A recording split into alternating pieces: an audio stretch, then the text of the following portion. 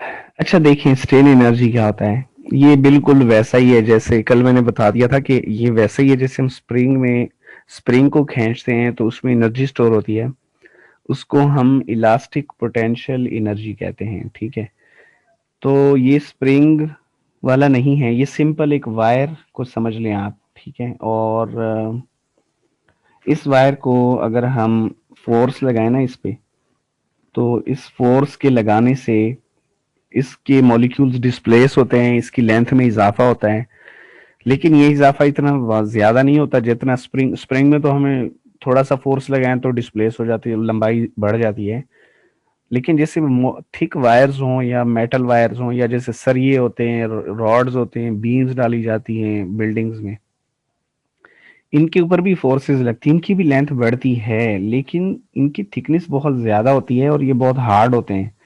तो इनकी जो लेंथ बढ़ती है ना वो बहुत कम बढ़ती है, मतलब मिलीमीटर्स में। स्प्रिंग को तो खींचे तो पता नहीं कहाँ से कहाँ पहुंच जाता है, ठीक है। इसमें बहुत कम इजाफा होता है।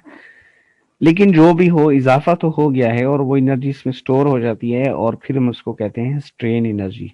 किसी चीज के ऊपर फोर्स लगाने से उसकी लेंथ में इजाफा हो जाता है, या उसको अगर आपने कंप्रेस किया है तो उसकी लेंथ कम हो जाएगी। तो जितने फर्ज कर मैंने 1000 जूल वर्क किया था इसको कंप्रेस करने पे या इसकी लेंथ बढ़ाने पे, तो उतनी ही एनर्जी इसमें स्टोर हो जाएगी जॉल्स में।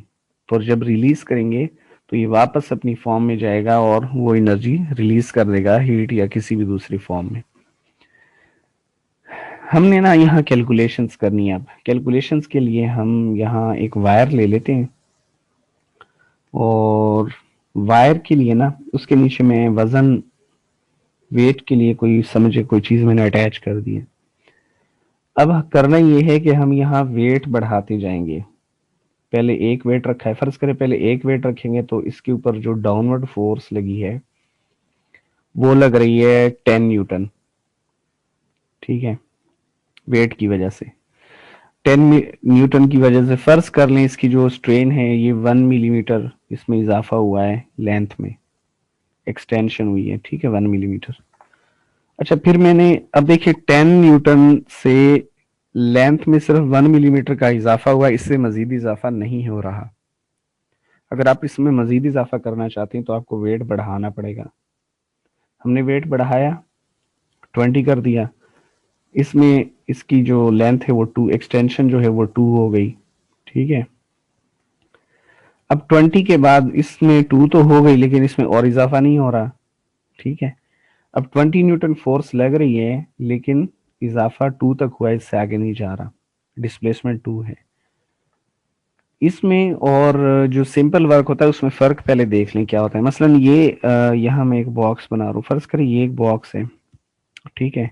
इस पे मैं 10 न्यूटन की फोर्स लगाता हूँ और इसको इस तरफ डिस्प्लेस करता हूँ। तो 10 न्यूटन से मैं इसको जितना मर्जी डिस्प्लेस कर लूँ ये चला जाएगा, क्योंकि इसके पीछे कोई स्प्रिंग कुछ भी नहीं है। इसका डिस्प्लेसमेंट 10 भी हो सकता है, 20 भी हो सकता है, 30 भी हो सकता है, 50 भी हो सकता है। तो ये जो डिस्प्लेसमेंट है ना, इस दौरान मैंने फोर्स चेंज नहीं की, 10 न्यूटन ही रही। 0 से 50 तक फोर्स की वैल्यू 10 न्यूटन रही, चेंज नहीं हुई। लेकिन जब हम किसी स्प्रिंग टाइप की चीज या लचकदार चीज को खींचते हैं तो उसमें डिस्प्लेसमेंट बढ़ाने के लिए फोर्स बढ़ानी पड़ती है। अगर आप फोर्स नहीं बढ़ाएंगे तो उसमें इजाफा मजीद नहीं होगा। यहाँ ऐसा नहीं है। तो इस ये जो पहला केस मैंने एग्जांपल दी है इसमें अगर आप वर्क कैलकुलेट करना चाहते हैं तो आप एफ डी कॉस थीटा के मेथड से कर सकते हैं। लेकिन यहाँ फोर्स बढ़ानी पड़ेगी, 30 करनी पड़ेगी, 40 करनी पड़ेगी, फिर जाके डिस्प्लेसमेंट भी या एक्सटेंशन भी बढ़ेगा। तो इस सूरत में फोर्स वेरिएबल है और जब फोर्स वेरिएबल होगी तो उससे आप work calculate, F D cos theta से वर्क कैलकुलेट नहीं कर सकते। फिर हम उसके लिए बनाते हैं ग्राफ। वाई एक्सिस पर लेते हैं फोर्स और एक्स एक्सिस की साइड पर लेते हैं डिस्प्लेसमेंट या एक्सटेंशन। और ग्राफ बनाकर हमने फर्स्ट ईयर में पढ़ा है, फोर्थ चैप्टर में, कि अगर हम फोर्स और डिस्प्लेसमेंट का ग्राफ बनाएं तो इस ग्राफ के नीचे जो एरिया होगा, ठीक है, जितना भी एरिया होगा वो वर्क के इक्वल होता है। तो ग्राफ बनाने का फायदा ये हुआ कि हम एरिया से वर्क कैलकुलेट कर सकते हैं। यानी जब फोर्स वेरिएबल हो और F D cos theta direct apply ना हो सके तो फिर हम ग्राफिकल मेथड यूज करते हैं। ये उसका मुतवादिल है सिंपल मेथड के बजाय। तो अब हम यहाँ क्या करेंगे, हमारा जो टारगेट है, ठीक है, अब हमने यहाँ लिखा है थ्योरी में कि consider wire suspended vertically from one and while the weight is suspended at other end, stretching force can be increased by increasing the suspended weight। हम stretching force को बढ़ा सकते हैं वेट बढ़ाकर। और उसने इसमें हमने लिखा है कि ग्राफ ड्रा करना है फोर्स के दरमियान और जितनी एक्सटेंशन का मतलब है लंबाई में इजाफा। If the elastic limit is not exceeded, the extension is directly proportional to F as, यानी कि अगर हम इलास्टिक लिमिट को क्रॉस ना करें तो ग्राफ स्ट्रेट लाइन बनेगा। डायरेक्टली प्रोपोर्शनल का ये मतलब है। और डायरेक्ट स्ट्रेट लाइन, देखिए ये जो साइड पे ग्राफ बना हुआ है ये ओ से सी तक स्ट्रेट लाइन है, ठीक है। सी के बाद इसमें कर्व आ गया है, तो सी जो है वो इसकी प्रोपोर्शनल लिमिट कहलाती है। जैसे हमने पीछे पढ़ा था उसमें उसमें ए पॉइंट का नाम दिया था, यहाँ हमने सी लिखा हुआ क्योंकि ए इसमें हमने किसी और जगह यूज कर लिया है। तो ये जो ग्राफ हमने लिख दिया है कि ये ग्राफ है, ये चीज है, वो चीज है, इसकी रीजन मैंने बता दी पहले ही। क्यों ग्राफ बनाया हमने, क्योंकि फोर्स वेरिएबल है, एफ डी कॉस थीटा से वर्क फाइंड नहीं कर सकते, इसलिए हमें ग्राफ बनाना पड़ेगा। अच्छा, सेकंड, ग्राफ की शेप क्या बन रही है। जब भी हम फोर्स और एक्सटेंशन के दरमियान ग्राफ बनाएंगे ना वो इसी टाइप का बनेगा। मैं आपको पिछले टॉपिक पे ले जाता हूं। ये इस टाइप का ग्राफ बनेगा फोर्स और एक्सटेंशन का, यानी शुरू में वो डायरेक्टली प्रोपोर्शनल होंगे, उसके बाद प्रोपोर्शनैलिटी खत्म हो जाएगी। तो यहां तक अगर बॉडी पर फोर्स खत्म कर दें तो बॉडी वापस ओरिजिनल शेप में आ जाएगी, लेकिन इसके आगे फिर बॉडी परमानेंट डिफॉर्म हो जाती है। तो हमने ये जो ग्राफ बनाया है ना, ये यही वाला ग्राफ समझ लें आप, हमने बनाया है। जब हम वेट बढ़ाएंगे ना वायर पर तो शुरू में डायरेक्टली प्रोपोर्शनल और उसके बाद कर्वेचर आ जाएगी।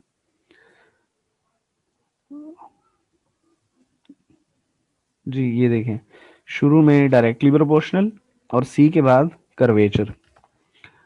अच्छा, अब आगे देखिए यहाँ लिखा है कि calculation of work from graph. तो वर्क कैसे कैलकुलेट करना है, वर्क कैलकुलेट करने के लिए हमने फर्ज कर लिया कि जो हम फोर्स लगा बढ़ा रहे थे ना, हमने पहले कहा कि 10 न्यूटन है, फिर हमने कहा 20, 30, 40, उसमें ना हमने दरमियान में किसी एक वैल्यू को F1 का नाम दे दिया। मसलन मैंने जो 20 न्यूटन है उसको F1 कह दिया, और उस वक्त जो उसकी लंबाई में इजाफा हो चुका था उसको हमने L1 का नाम दे दिया, ठीक है। तो डायरेक्टली प्रोपोर्शनल है और L1 और F1 ये पॉइंट्स यहां आ जाएंगे। ये जो बी पॉइंट है ना ये वही पॉइंट है। तो अब देखें इन्होंने ना यहाँ लिखा है फॉर्मूला के, अब देखिए पहले ना मैं इसकी रीडिंग करवाता हूँ साथ साथ। Let's find work done on wire when extension is L1 and force is F1. From figure, force does not remain constant producing an extension L1 which changes from 0 to F1. Force constant नहीं है, इसलिए extension जो है वो हम work find नहीं कर सकते। तो आप यहां तक लिखने के बाद ना आप डायरेक्ट यहां से शुरू कर दें, ठीक है, कि total work done in producing the extension F1 is equal to the sum of the areas of these parts which is equal to the triangle। उसने क्या कहा है कि अगर आपने ना यहां तक वर्क कैलकुलेट करना है यहां तक, तो उसने कहा है कि आप इसकी पट्टियां बनाएं पहले छोटी छोटी, ठीक है, और हर पट्टी का अलग अलग एरिया निकालें और फिर सबको जमा कर दें। तो बजाय इसके आप इस तरह, ठीक है ये मेथड सही है, लेकिन ये तब फायदेमंद होता है ये मेथड जब इरेगुलर शेप हो। अब ये क्लियर है कि ये ट्रायंगल है, जो टोटल एरिया बन रहा है ना ये, अब ये जो एरिया शेडेड आपको येलो नजर आ रहा है ये ट्रायंगल है। तो बजाय इसके कि हम अलग अलग पट्टी का एरिया निकाल के जमा करें, आप डायरेक्ट ट्रायंगल का फॉर्मूला इस पे लगाएं। तो क्या हो जाएगा ट्रायंगल का फॉर्मूला एरिया का, 1/2 base multiply by height. Base है F1 और हाइट है L1। ठीक है, ये देख लें फिगर पे। बेस जो है, आप जिसको मर्जी बेस कह दें, ये साइड इसको बेस कह दें L1, और A से B तक ये जो साइड है, ये इसकी हाइट F1 के बराबर है। तो 1/2 इंटू L1 इंटू F1, या F1 इंटू L1 लिख दें। और आगे लिखना है कि ये जो वर्क है ये वायर में स्टोर हो जाएगा पोटेंशियल एनर्जी की फॉर्म में या स्ट्रेन एनर्जी की फॉर्म में। तो इसलिए इन्होंने आगे इसको पोटेंशियल एनर्जी या स्ट्रेन एनर्जी कह दिया है। और आखिर में हम F1 की कीमत पुट करेंगे किस फार्मूले से? यंग मॉडुलस या मॉडुलस ऑफ इलास्टिसिटी के फार्मूले से। Stray elasticity, modulus of elasticity किसके इक्वल होता है? Stress divided by strain. Stress का फार्मूला है फोर्स ओवर एरिया, और स्ट्रेन का फार्मूला है change in length over length. ये जो चेंज इन लेंथ है ना, इसको डेल्टा एल की जगह उन्होंने लिया है L1। ये कैसे ले लिया, मैं आपको इसकी ना फिगर से थोड़ा सा एक्सप्लेन कर देता हूँ। ये वायर है जो हमने लटकाई हुई है, जिससे वेट बांधा हुआ है, इसकी ओरिजिनल लेंथ है L। जब हमने इस पर फोर्स लगाई तो इसकी लंबाई में इजाफा हो गया। तो ये जो इजाफा हुआ है ना यहाँ पे, इसको हमने नाम दिया है L1 का। पिछले जो स्ट्रेन की डेफिनेशन पढ़ रहे थे उस वक्त हमने इसको डेल्टा एल लिखा था, लेकिन इस टॉपिक में हमने इसको स्मॉल L1 लिखा हुआ है। तो हम जब स्ट्रेन का फार्मूला अप्लाई करेंगे तो डेल्टा एल की जगह लिखेंगे L1, और टोटल लेंथ की जगह लिखेंगे कैपिटल एल। तो ये इक्वेशन इस तरह हो जाएगी, और यहां से आपने F1 की वैल्यू निकाल लेनी है। अब इस इक्वेशन से मुझे बताएं कि F1 की वैल्यू कितनी आ रही है। E, ये देखें, ये जो L1 है ये इधर मल्टीप्लाई हो जाएगा, तो ये हो जाएगा EA, और आ जाएगा L1 डिवाइडेड बाय L। ठीक है, तो ये वैल्यू आपने पुट करनी है इस इक्वेशन में। तो नेक्स्ट पेज पे देखिए, हम लिखेंगे 1/2, और उसके बाद ये वैल्यू लिखेंगे 1/2, F1 की जगह ये वैल्यू लिखेंगे। तो 1/2 और F1 की जगह ये वैल्यू लिख दी L1, और ये इक्वेशन बन जाएगी हमारे पास ये। तो और आखिर में इन्होंने ये लिखा है कि अगर एक्सटेंशन को और बढ़ाते जाएं, मजीद L2 तक ले जाएं, ठीक है, तो फिर जो एरिया है, जो वर्क होगा वो एरिया की इक्वल होगा ट्रिपीजियम के एरिया के इक्वल, ABCD। तो फिगर देखें, अगर हम और बढ़ाएंगे ना इसको, तो ABCD देखें, ट्रिपीजियम बन रहा है यहाँ पे, ये है यहां से यहां तक ऐसे। ठीक है, इसको कहते हैं ट्रिपीजियम।